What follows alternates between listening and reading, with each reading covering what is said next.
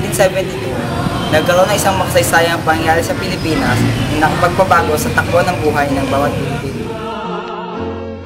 Pag-ibigan sa kanyang palad, nag-alay na ganda at dilag, at sa kanyang yumi at ganda, dayuhan ay nahalina.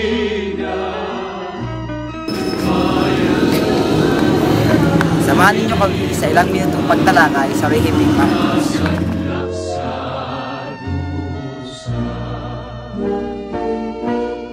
Ibon mang may layang lumipad, hulungin mo at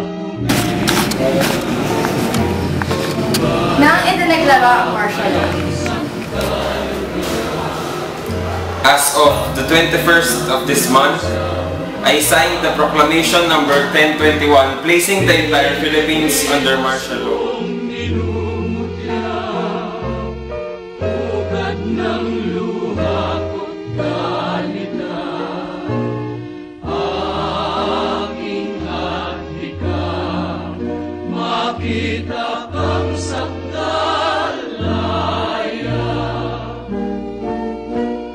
Ibon mang may layang lumipad, hulungin mo. And I proclaim martial law in accordance with the powers vested in the President, Constitution of the Philippines. Ang dimat nasang makalpas, Pilipinas kong minumutya, ugat ng luha ko't dalita,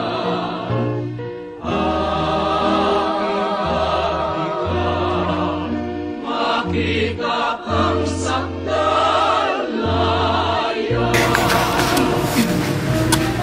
Sinimulan ng komunista ang kanilang operasyon sa panahon ng termino ni Pangulong Marcos.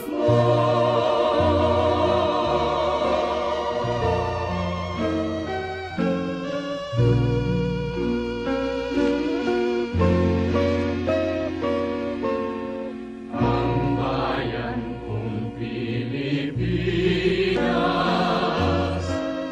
lupain ng ginto't bulaklak. Sinimulan ng MNLF ang kanilang pagrebelde noong panahon ni Pangulong Marcos. Sa loob ng 11 taon, hindi nagkaroon ng eleksyon sa pagka-presidente. Kanyang yumi at ganda, dayuhan ay nahalina. Ang Pilipinas ay nabaon sa pagkakautang na nagkakahalagang 27 bilyong dolyar.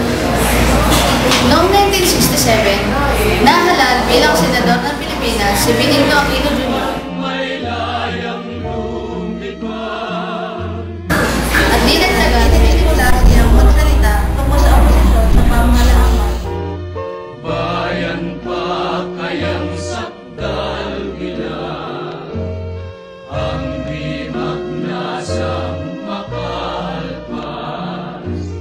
Pilipinas kong Matapos ideklara ang martial law, ay pinakita siya ni Marcos sa mga kasalanang ibinitang sa kanya na hindi naman nila. Noong 1980, inatakas niya sa puso habang nasa kulungan, kaya pinayagan siyang umalis ng bansa ng unang ginang Imelda Marcos. Nanatili muna siya ng 3 taon malapit sa posto bago nagdesisyong bumalik. Napatay si Ninoy Aquino noong August 21, 1983. Hanggang ngayon, hindi pa rin naisasara ang kaso at hindi pa rin malaman kung sino ang pumatay kay Aquino. Sinasabing si Marcos ang mastermind sa pagpatay sa kanya. Pilipinas kong minumutya. Kaya nagdesisyon ang kanyang kabiyak na si Corazon Aquino na tumakbo bilang presidente ng ating bansa. Makita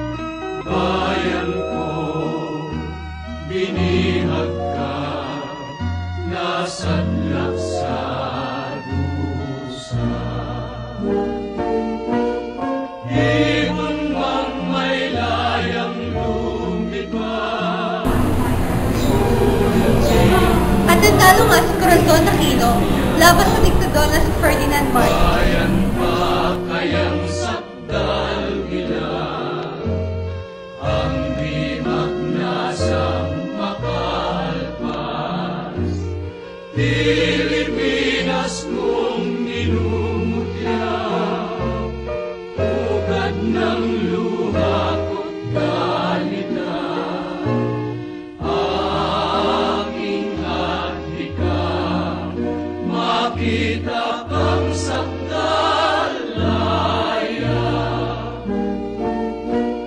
ibon kang may layang lumipad, kulungin mo at umiiyak, bayan pa kayang sakdal bilang, ang di magnasang makalpas. Pilipinas kong minumutya, ugat ng luha ko't dalita,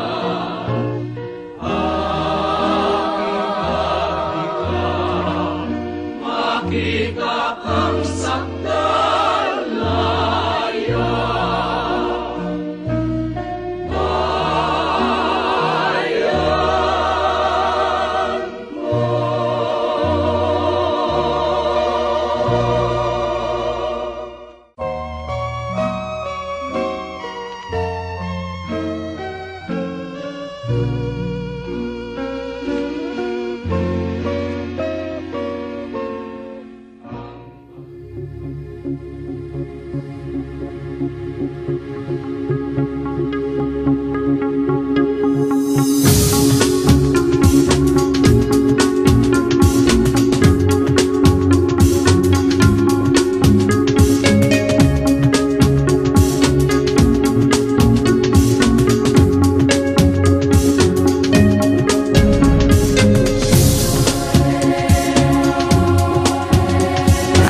Di na ako. Hindi kahit ano sabihin, lalapit kami pa rin. Nasa iyo parang. Parang, oo.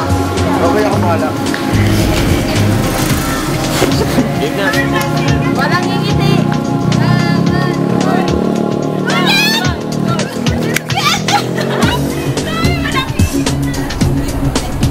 Kaya nagdesisyon ang kabiyak ni Pinoy na si Cory Aquino na tumakbo bilang isang presidente ng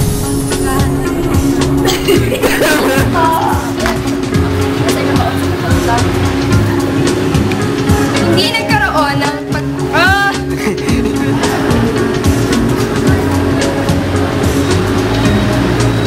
Hindi nagkaroon ng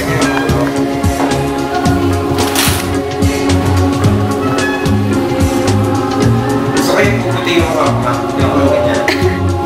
ganyan pa rin. Hindi ko pa madami. Pero po na yung mga napulpong mukha na rin.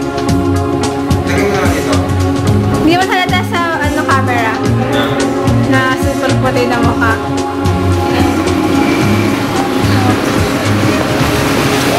Hindi malapit na pagkakalipan ha.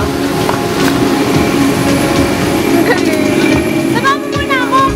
Ferdinand Marcos proclaiming martial law.